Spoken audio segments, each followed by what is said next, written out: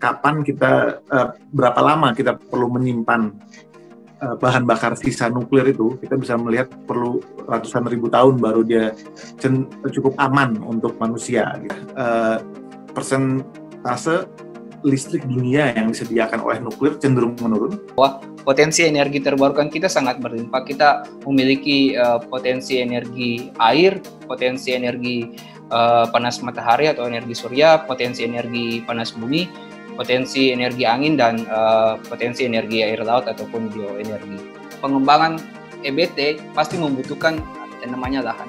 Pengadaan lahan secara umum itu tidak serta-merta sangat mudah dilepaskan, apalagi pengadaan tersebut dipergunakan untuk kepentingan umum. Kemudian biaya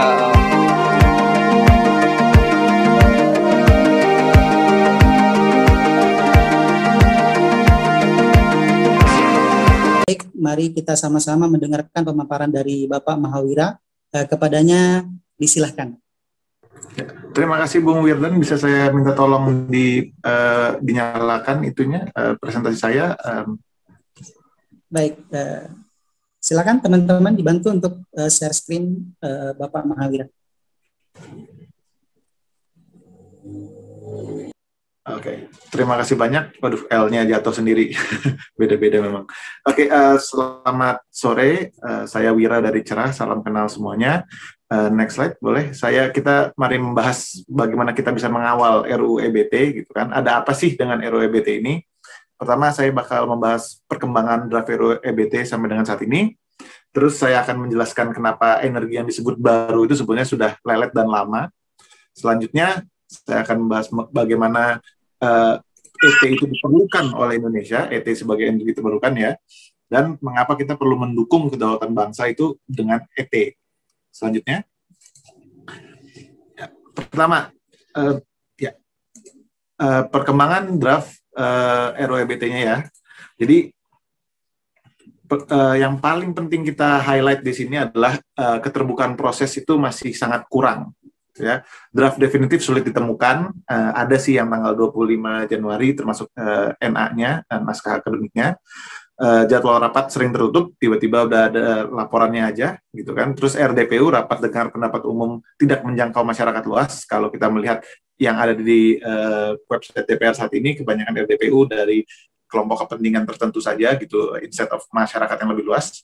Lalu tidak ada sistem pemberi masukan yang jelas, gitu. Nggak tahu kapan dan bagaimana masukinnya, kecuali kalau kita kenal langsung mungkin dengan anggota DPR-nya. Tiba-tiba muncul aja, gitu kan. Ya, selanjutnya. Slide selanjutnya. Nah, ini salah satu contohnya kalau membuka website DPR itu bisa dilihat perkembangannya, gitu kan. Dan di sini kita bisa melihat ada nama-nama yang mungkin kita kurang kenal, gitu, tiba-tiba sering muncul, gitu, apalagi ketika berhubungan dengan nuklir. Selanjutnya. Nah, perbandingan aja untuk draft dari tahun yang muncul awal tahun 2020 dengan yang tiba-tiba muncul Januari 2021, gitu kan. Ada konsepsi Badan Pengawas Anggaran Nuklir tiba-tiba hilang, terus sumber energi baru dipermudah ekspornya, gitu kan, tanpa mempertimbangkan ketersediaan energi dalam negeri, diubah pasal 19-nya, terus perubahan pasal 22 juga menghilangkan kewajiban untuk menjaga sumber energi baru secara berkelanjutan, gitu. Jadi kenapa kata-kata tersebut dihilangkan begitu saja perlu dipertanyakan. Selanjutnya lagi, sudah ada juga analisis yang lebih menyeluruh. Tadi kan kalau kita hanya melihat pasal-pasalnya aja ya, tentunya kita perlu nanti mencermati bukan hanya perubahan pasal-pasalnya, tapi juga bagaimana peraturan turunannya tadi. Cuman kalau ini analisis lebih menyeluruh dari draft yang ada saat ini, itu draft tanggal 25 Januari, yaitu belum ada inventarisasi potensi sumber daya energi yang terintegrasi. Jadi kan kalau kita mau merencanakan sumber-sumber energi di Indonesia dengan lebih baik, ini ada inventarisasi dulu tentunya. Lalu bagaimana kita menentukan yang mana yang paling cocok untuk daerah mana. Nah, selanjutnya konsep pembinaan dan pengawasan yang dijabarkan dalam naskah akademik tidak dibahas sama sekali di RUU EBT. Jadi itu perlu ditambahkan untuk memastikan bahwa pembinaan dan pengawasan terus dilaksanakan dengan baik. Kemudian ada beberapa tumpang tindih yang dapat menimbulkan ketidakpastian hukum, khususnya dengan undang-undang 2007. Nah, ini selanjutnya juga ada besarnya potensi ketidakpastian hukum juga karena tidak terlihat jelas pembagian wewenang dan fungsi antara pemerintah pusat dan pemerintah daerah. Kalau di naskah akademiknya juga sebetulnya lebih mendorong ke desentralisasi, tapi kayaknya di batang tubuh RUU-nya sendiri cenderung terjadi pemusatan kembali. Linknya juga ada, silahkan dibuka bagi yang mau membaca dengan lebih detail. Oke. Selanjutnya. Nah, kenapa sih energi baru itu sebenarnya lelet dan lama gitu? Pertama, mari kita lihat bahwa bencana nuklir di mana-mana udah sering terjadi. Contohnya di Chernobyl, 3 Mile Island. Terus ada juga masalah-masalah seperti waste management gitu, pengelolaan sampah atau bahan bakarnya yang sudah terpakainya bagaimana. Kita bisa juga melihat bagaimana penggunaan depleted uranium shell sebagai senjata itu berbahaya, dan kita harus mengingat bahwa di Indonesia geologi kita mungkin kurang cocok, apalagi karena kita di Ring of Fire. Selanjutnya. Nah, ini kita mengambil contoh Fukushima ya. Fukushima itu kita mengerti bahwa itu memang kejadian force majeure, bahwa itu kejadian alam gitu ya. Yang perlu diingat intinya sih sudah direncanakan dengan baik karena tahu gitu kan bahwa itu rentan tsunami di daerah tersebut. Mereka sudah bikin tembok setinggi 12 meter. Tapi toh terjadi juga di mana tsunami-nya lebih gede lagi dari 12 meter tersebut gitu. Jadi walaupun kita merencanakan dengan baik pun bisa kejadian. Apalagi kalau kita melihat seperti di 3 Mile Island dan Chernobyl, itu faktor manusianya besar di sana. Selanjutnya. Nah, ini kalau kita membahas soal kapan kita, berapa lama kita perlu menyimpan bahan bakar sisa nuklir itu, kita bisa melihat perlu ratusan ribu tahun baru dia cukup aman untuk manusia gitu. Saat ini kebanyakan kan ditaruh di gua-gua terus ditutup gitu, tapi itu pun juga kadang-kadang terjadi dia leak, dia bocor dan masuk ke air bawah tanah. Nah, itu mengingat bahwa Indonesia juga secara geologis mungkin terjadi gempa bumi dan sebagainya, kita perlu mendesain ruangan-ruangan yang lebih kedap air juga. Nah, itu jadi sebenarnya tambahan biaya dan pengawasan yang dibutuhkan itu akan besar. Selanjutnya. Nah, ini juga contoh bagaimana proyek-proyek nuklir cenderung mangkrak. Jadi baik cenderung dia telat dari jadwalnya ataupun juga biayanya meningkat. Gitu. Ini teman-teman di ISR sudah pernah sharing gitu bagaimana di Finlandia, di Prancis gitu, banyak yang kedelay sampai belasan tahun, ada juga yang juga biayanya meningkat sampai berkali-kali lipat gitu, 3 kali lipat, 4 kali lipat.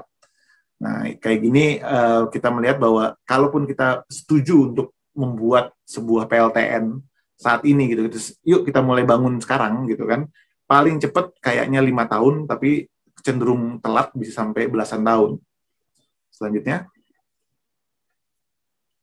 Nah, kalau kita melihat secara global ya, persentase listrik dunia yang disediakan oleh nuklir cenderung menurun dari 20 tahun terakhir. Terus rata-rata PLTN yang beroperasi di dunia itu ditutup lebih awal gitu. Biasanya ketika kita bikin pembangkit listrik yang ukuran besar, kita mikir minimal 40 tahun beroperasinya, tapi yang nuklir cenderung 30 tahun sudah di mothball, sudah ditutup gitu kan. Dan jelas biaya listriknya juga sudah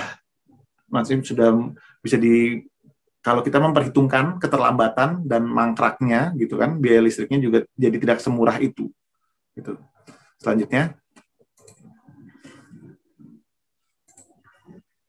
Nah, yuk kita sekarang ngebahas energi baru lainnya, yaitu gasifikasi batu bara. Kalau di sini ada penelitian dari AIFA yang hanya melihat benar-benar biaya-biaya finansialnya. Nah, diperkirakan itu kalau harus mensubsidi gasifikasi DME, negara harus menanggung kerugian 330 juta US dollar per tahun gitu, karena fixed cost-nya cukup tinggi untuk merubah itu dan tidak benar-benar merubah sistem kita, hanya memperpanjang umur batu bara gitu kan. Tapi kita juga perlu mengerti, nanti akan saya bahas juga bagaimana ketersediaan batu bara kita juga sebenarnya tidak segitu besarnya. Oke, selanjutnya. Nah, ini kita melihat LCOE. LCOE adalah levelized cost of electricity. Jadi ketika kita mengambil berbagai komponen biaya listrik, gitu kan, baik pembangunan, maintenance, operational dan sebagainya, sampai dengan sepanjang masa hidup sebuah pembangkit listrik, gitu, kita banding-bandingkan. Yang itu ada open dan closed cycle gas turbine di paling kiri, terus ada berbagai jenis coal, terus offshore wind, yaitu pembangkit listrik tenaga bayu yang offshore cenderung mahal karena untuk membangun bangunan yang kuat itu karena offshore itu mahal. Terus ada juga utility scale solar, jadi itu menggunakan solar PV atau tenaga solar lainnya yang utility scale yang besar ya. Terus ada geothermal dan biomasa. Di sini kita melihat range-nya masih besar, jadi tergantung lokasi di mana dan berbagai hal lainnya, tapi kita bisa melihat bahwa untuk banyak hal mereka sudah mulai bersaing dengan batu bara. Gitu. Selanjutnya, nah ini juga yang perlu kita lihat bahwa di seluruh dunia gitu cenderung harga renewable energy makin turun sementara coal dan nuklir naik. Gitu. Apalagi 2020 kemarin IEA, International Energy Agency, sudah bilang bahwa solar power is the king of electricity, sudah paling murah sebelumnya, walaupun mengambil bahwa dia juga perlu baterai dan sebagainya, dia tetap jadi paling murah. Selanjutnya. Nah, ini juga contoh kalau LCOE dunia ini melihat di Amerika, yaitu dari US Energy Information Administration, kita bisa melihat aja, ini mirip dengan tadi LCOE di Indonesia, tapi overall yang pengen ditunjukkan di sini bahwa energi terbarukan sudah semakin murah sebetulnya.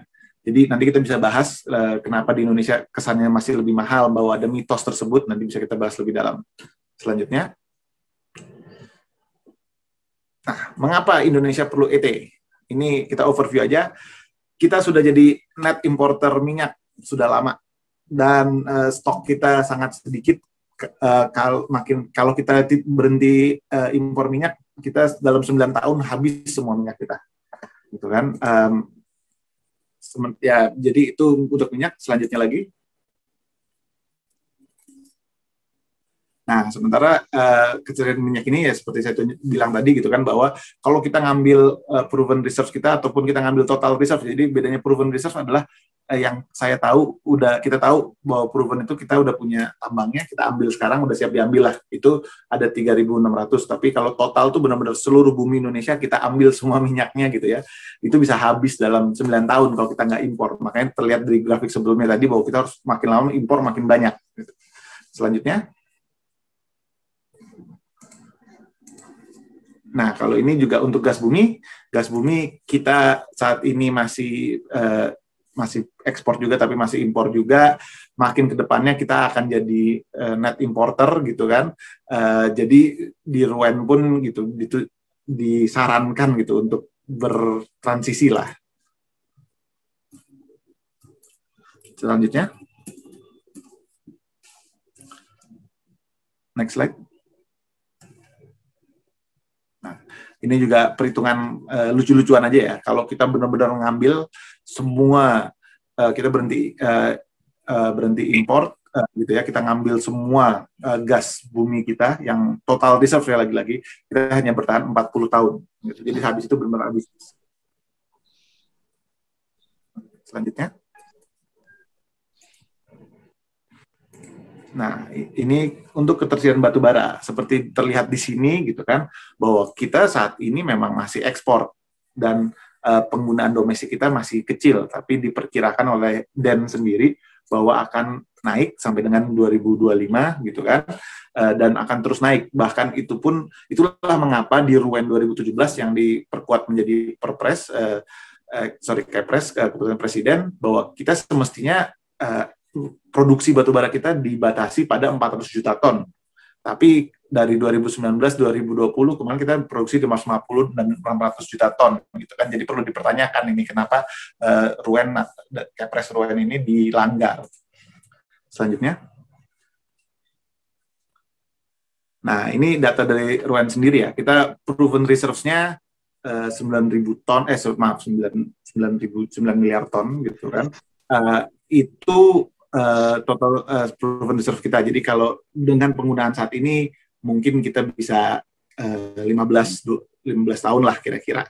Jadi mungkin 2035 habis. Kalau total reserve-nya semua batu bara di Indonesia kita ambil gitu ya, dan kita pergunakan sendiri, ini dengan penggunaan 400 juta ton per tahun ya, bukan 550 atau 600 kayak tahun lalu gitu. Kita hanya bertahan kira-kira 81 tahun.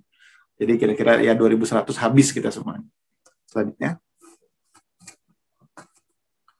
Next slide.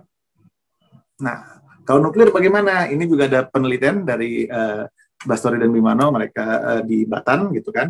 Mereka menunjukkan bahwa ketersediaan uranium kita ini proven reserve-nya ya gitu. Proven reserve kita hanya akan bertahan 7 tahun jika kita mengoperasikan satu PLTN aja yang sebesar 1000 megawatt ekuivalen. Sebagai referensi, tahun 2019 kapasitas terpasang PLN ya, listrik PLN kira-kira 70.000 megawatt ekuivalen. Jadi benar-benar setelah tahun ke-7 kita udah harus mulai impor gitu. Selanjutnya. Nah, jadi kalau kita mau menggunakan nuklir nih, misalnya kita sekarang pakai nuklir semua untuk kebutuhan listrik kita tahun 2025 menurut Truen, ya, kita cuma bisa tahan 2 tahun gitu.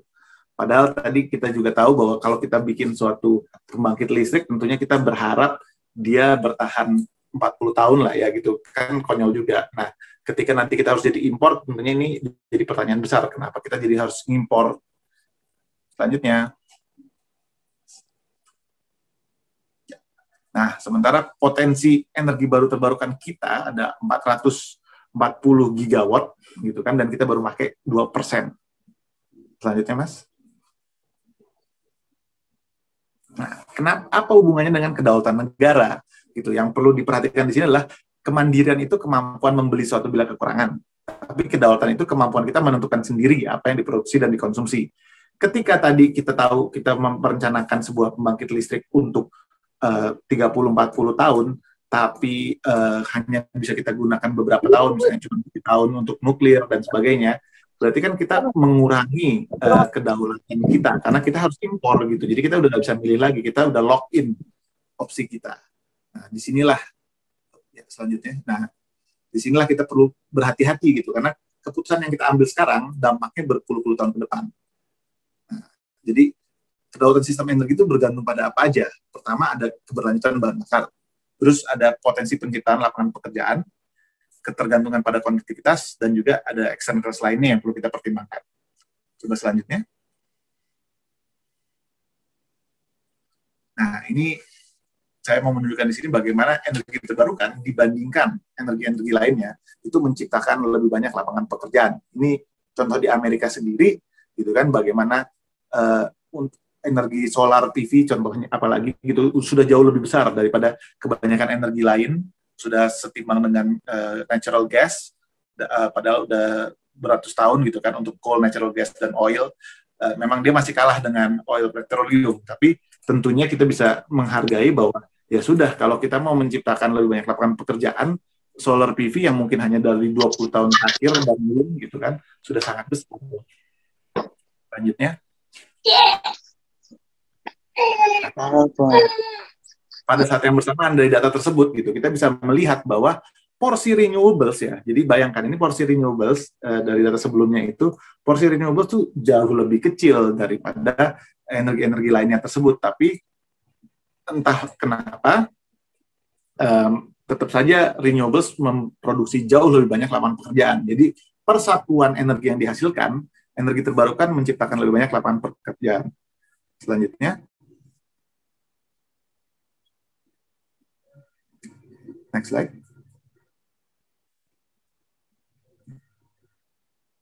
Nah, ini dari McKinsey gitu. Mereka juga melihat bagaimana renewable technologies atau energi efisiensi juga itu menciptakan jauh lebih banyak sampai dengan 3 kali lipat lapangan pekerjaan daripada fossil fuel untuk setiap 10 juta dolar yang diinvestasikan.